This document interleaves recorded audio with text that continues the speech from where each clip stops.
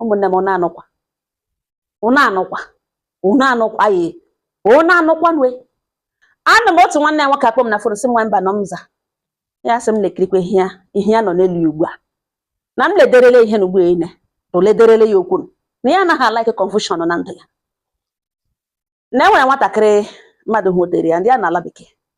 ya nọ na-ala bekee ọtụtụ oge ya enwetele pepa ya chọọ ịlọta anytime pụọ anytime ya ga-alọta pụọ anytime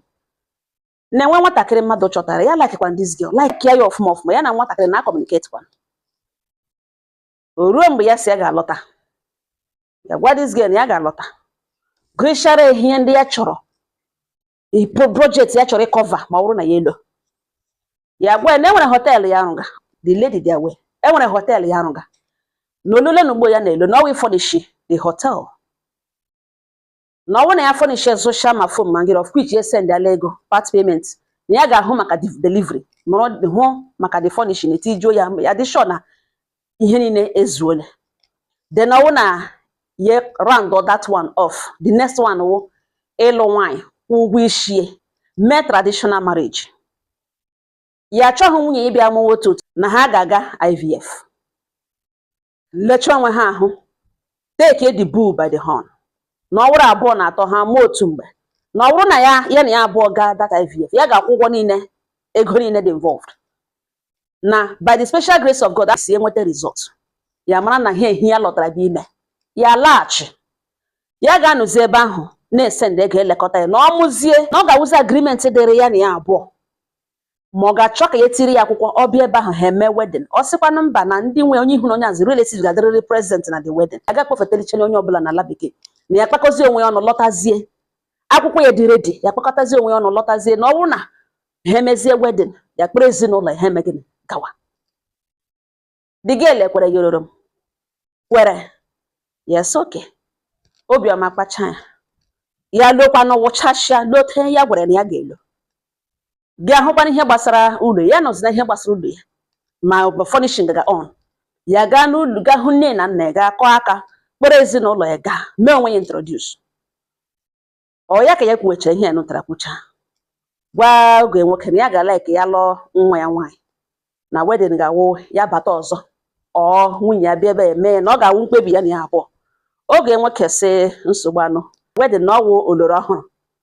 na ọkwụlụ satụlụ ụmụnna na nwaanyị na ọ lala di ha chigbuo ya n'ọchị ọ ya ka ihe kwuru echi etige date echi ya ga-abịa ime ihe nwatakịrị nọ ntara ya chọrọ ịlụ gbewe ya na fon gwa ya sị na ya biko ya sị ka ya gwa ya na ọ ga-agba ya akwụkwọ n'iche na ugbo oloro na ọ ga-eme o mechaa ihe n'isi ha emecha traditional wedding ha eme white wedding na ya agaghị ebido nwa without emeṅụ white wedding na mma ya nwere ọkwa na WO na chọọchị ha na mma ya onye a na-asọpụrụ asọpụrụ na mma ya nwere ọkwa na ọ ga-awụrụ mma ihe ihere na ọ na-eprichi wedding eprichi white wedding eprichi complete wedding nwa ka ya lụzie di lụọ halfway ya sakwa ya kpachana ihe na ya kpachana ihe okwere ya na mpa ya kpakwa na mpa ya ekwere lekwana nke na mmanya wụ nwere ọkwa na chọọchị na ya kwa mana ije na ya lụrụ ya plan onwe ya the girl si agwachakwale na ọ bụrụ na ọ ga-eme wedding ije n'ugbo oloro na ka agba ndụ hapụ ihe niile mgbe ọ dị ready na ya wụhụ priority ya na ọ bụrụ na ya wụ priority ya na ọ ga-suspend ihe furnishing omega na hotel ọ bụrụ na ọ nwaanyị ka ọ chọrọ ịlụ ya lụtọpụ nwaanyị mara na ọ lụọla nwaanyị ka ahụ akala na ọ ga-eji otu okwute agbagbo nnụnụ niile na ọ ga-suspend ka ahụ ha lụọ nwaanyị ma na ọ lụchana nwaanyị mana chọọchị jizi hụ ụgwọ na ihe gbasara ịlụ nwaanyị ọ si elewe sọ ihe o kwuru ya sị ihe o kwuru ya sị na ya na-enye ya 2 days ị ga-eche ya eche before a na-proceed na ọ makwa na anara na date echi a ga-abịa ime ihe na ọ ga-eche ya eche the girl asị echecha na nsogbu anụ 2 days aga okwuokwe the things repeat kwa onwe ya ga meet ọ ga-enwoke sị na nna na ọhịa ọwụwa nwoke ibe ya na ọ mara na anụ n'ezinụlọ na ihe gbasara di na nwa ya wụ ihe a na-atụkọ aka isi ọnụ take decision na nne ya sị na a ga-agbarịrị akwụkwọ ya elekwele na okwu ahụ dịkwa mma ya sị oke na ọhịa ya chọrọ ịnọ ya na-apụ lawa gwa ụmụnne na ha call everything off na ha end everything o ruo date ha kwesịrị iji ga ha abịazi ọ ga-enwe ka kpọwa fon kpọwa nwanne nwoke na fon si ya na ha fa na na-eche na ahụzi ya sị na-eche ha na nwe ihe okwu ha pị ya ọnụ na ha kwugo okwu white wedding na onye na-eme onye oge shi na akpa ya pụta nwe otu ọ chọrọ iche spend ego the man na-agbanyụ fon ya emecha ihe gbasara hotel ya metụrụcha ya na gbanyị mma ga na plan lawashiwa ha ebi this ga bido kpawe na ya jọsụrụ metọ ya na ngwa ya lụ ashitawa ha ka eme yota ahụ okwuru ya gwa na ọ dị hụ possible na ahụ dị ọzọ ya lụrụ na ya adịla true ihe anụghịzi ugbo eme mma ya kpee na phone sendere message na-enwekwa ihe nwere nwa ya na mkpụrụ obi na mkpụrụ obi nwa na ọ nọkwa ebe ya nọ na mkpụrụ obi nwa na ọ nọkwa ebe ya nọ and ugbo enwe na another girl ya na ya bụ communicate wara because ya hụtara that thing as red line eleta nwaanyị bịara bachara n'ụlọ ya chọrọ ịlụ alụ ga-eji agwa asị ya suspend ya building project ya ebu ihe ụfọdụ ụmụ nwaanyị ga-eburu n'isi ọsị ya suspend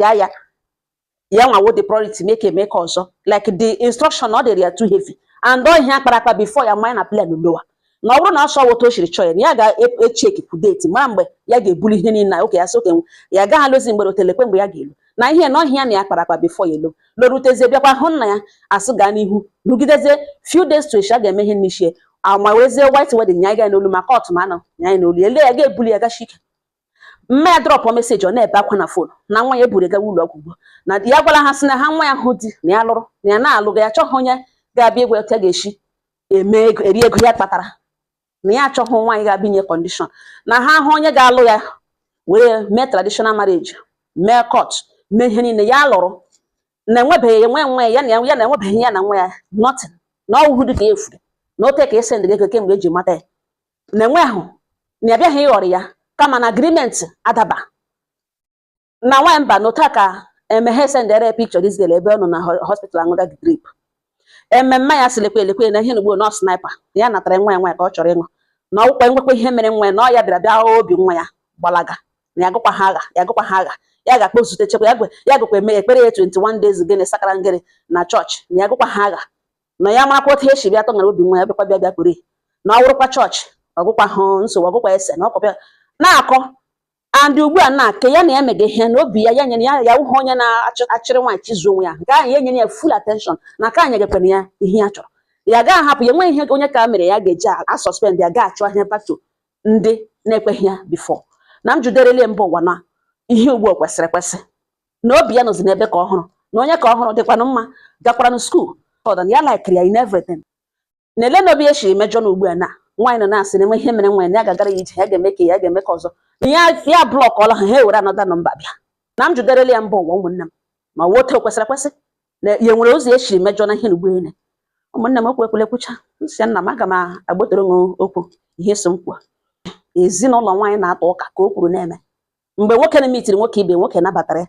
na ọkwa mere ụmụnna ya na nwa ya lala di nwaanyị abịa ntụrụ nwụkpọ di n'ime ụlọ na were kokonọt kpọwa ya n'isi onye ọbụla ebido ekwuruga left ekwuruga right